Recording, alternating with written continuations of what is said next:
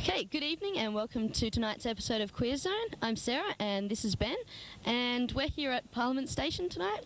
And Ben's going to tell us about what's on later up tonight. Okay, coming up later up tonight, we have an interview with the Outcast Theatre Company, who currently have a production of The White Rose showing for the Midsummer Festival. But first up... Yep, first up tonight we have Stuart with an interview with Tabitha Turlington at Faces about Drags Inc. And here we are, up close and personal with Tabitha Turlington. How are you, Tabitha? Very well, my darling. How are you? Oh, hot and bothered and, you know how it is on a Wednesday night. Very exciting, very warm, very humid. We like that.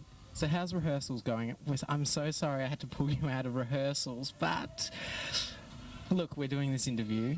We are. That's okay. Sky Brooks does actually crack the whip a little bit too hard sometimes, so it is nice to be able to pull away for a quick smoker and a quick chat to find out how things are going on Channel 31. Yeah. So I want to know, your show's on Friday nights, the Drags Inc. How did that come about, the Drags Inc. idea?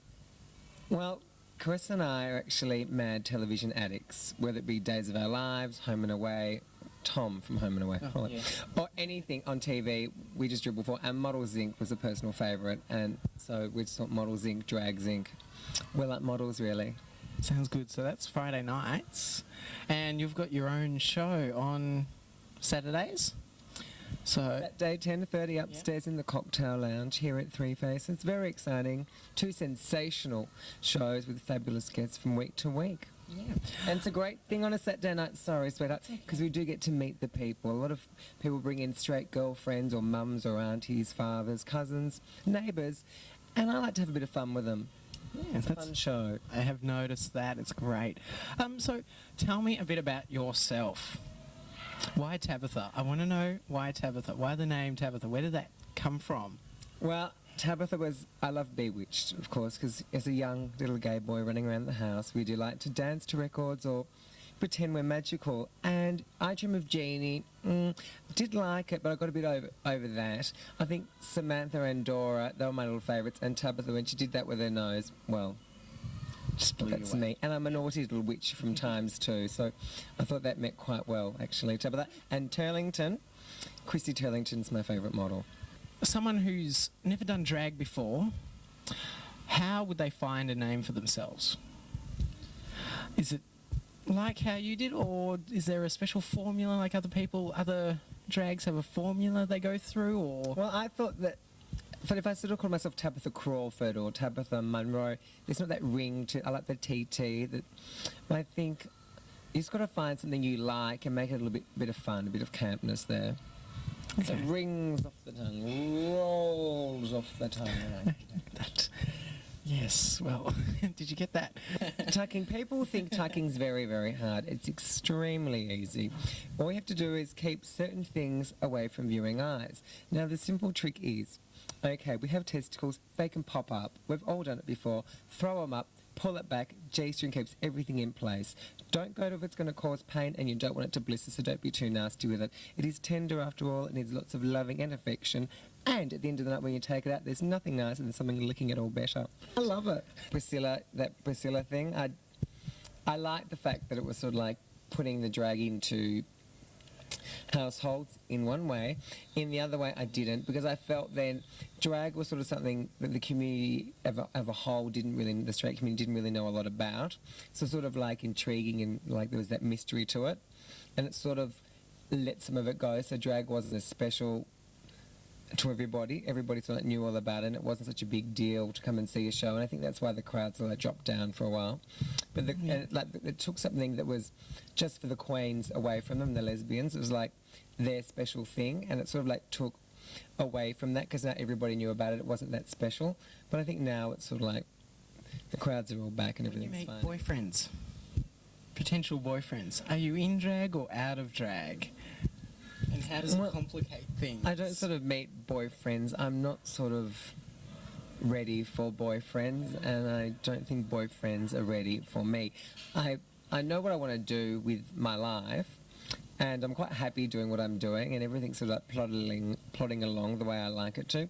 I sort of like more prefer my to have my friends and my family around me than have one sort of person. I've seen a lot of my own friends with boyfriends, and I just don't think it's the most exciting thing. I don't think it's the be all and end all. I see a lot of queens running around saying, I've got to have a boyfriend, I've got to have a boyfriend, I've met this guy, I'm really in love, and then 3 weeks later it's, oh my God, I've met this other guy, I'm really in love. It's like, well, really?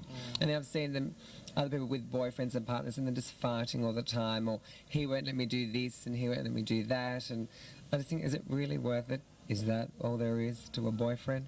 So, but I think, when I'm about 30, oh, actually, that's not that far away. When I'm about 40 or 45 or 50 or 60, I might settle down. But I think I'd prefer the company of a dog. I sort of more enjoy having, like, if I just want to have, like, sex, I'll just pick somebody up like that.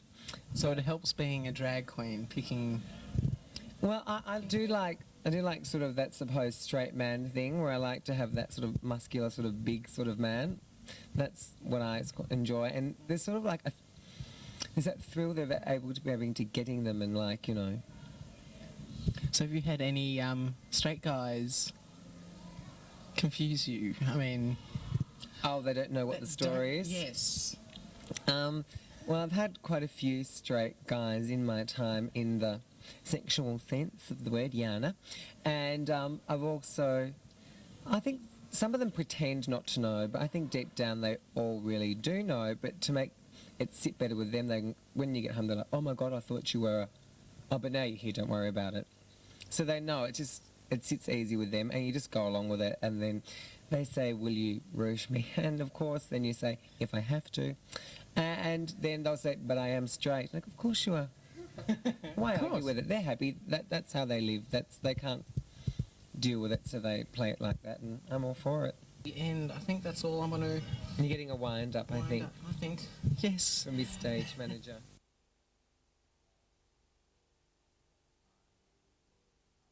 I knew I wanted to write a farce. I knew I wanted it to be about a gay guy marrying a gay girl for the wedding presents.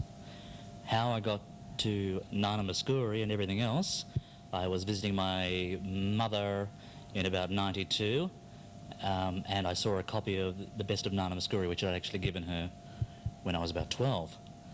So that's where everything fell into place. Look, famous personality, that'll help the family. Greek angle, everything fell into place within about 2 weeks. Right.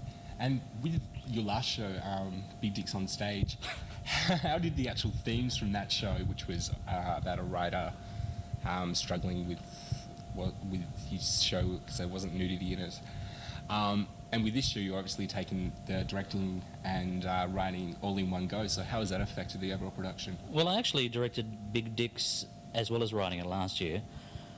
That was written in about 12 hours, and probably one of my most popular pieces, which is really pathetic when you think about it. These have very different styles of theatre. Big Dicks was written just last year and was written as a reading for Outcast Theatre, and because it was so successful we decided we wanted to put it on as soon as we could because it was so simple to stage. There was no set. White Rose we decided because we thought we might be able to follow on from the success of Big Dicks, hopefully get some follow-through of audiences coming along to see my next show. Unfortunately, I hadn't been seen here in Melbourne in the few years that I've been here. So we thought we'd take the opportunity, and a bigger challenge for Outcast Theatre as well. More than anything, as you can see, it's quite a large set too. So spending a little bit of money, but we hope it's all paid off anyway. And it was a different challenge for gay audiences too. Gay audiences don't get to see theatre like this. They get to see bland imports from America or from the UK. This was just a real all-Australian play, using some of the multicultural society, just an element of it, and maybe taking a bit of the piss out of everything, out of the Greek culture, out of the gay culture, out of the lesbian culture. So that was why. You're even prettier than your pictures. Thank you. I hope I'm not being too forward, but I've never said these things before to a woman. I bet you have. Oh yeah, to girls, thousands, but not to a mature woman, one who looks like she's been around a bit. What? Oh, I don't mean like that. I mean a woman who has lived. You look just like your brother.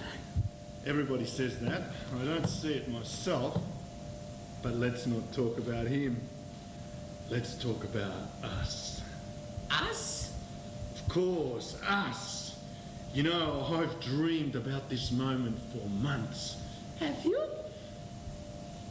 Ja, δεν έχεις κάτι να κάνεις. Έξω, φύγε!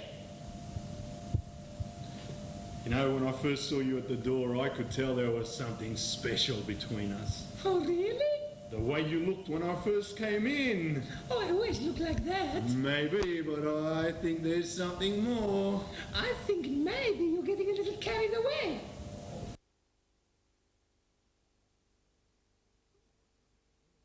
It's been great. I've been really happy with it, and I think the cast are really enjoying it too. Because it's such a good little company to work with. With Outcast Theatre, we get the actors in as we need them, but I managed to strike gold with a good cast of 6 actors who actually trust each other, and they're ready to have fun. And one thing you can actually sense from the audience is that everybody's enjoying themselves, and that really flows over into the audience as well.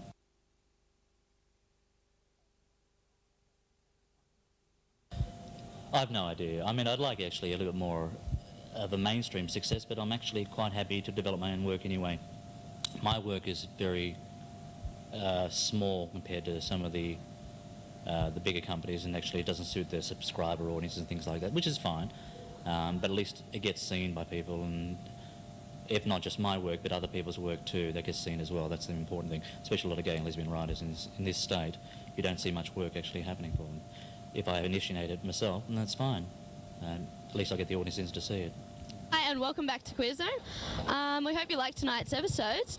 I know that you, Ben, actually did go and see The White Rose, and how did you find that? The play was excellent, really good audience response, and it gives something for the gay community to watch that is, you know, queer-based. What can I say? It was really good. It's actually playing till the 14th of this month, so you can get along and see it. Go do that. It's really good. And stick around after this for Hellbent, and we're off now.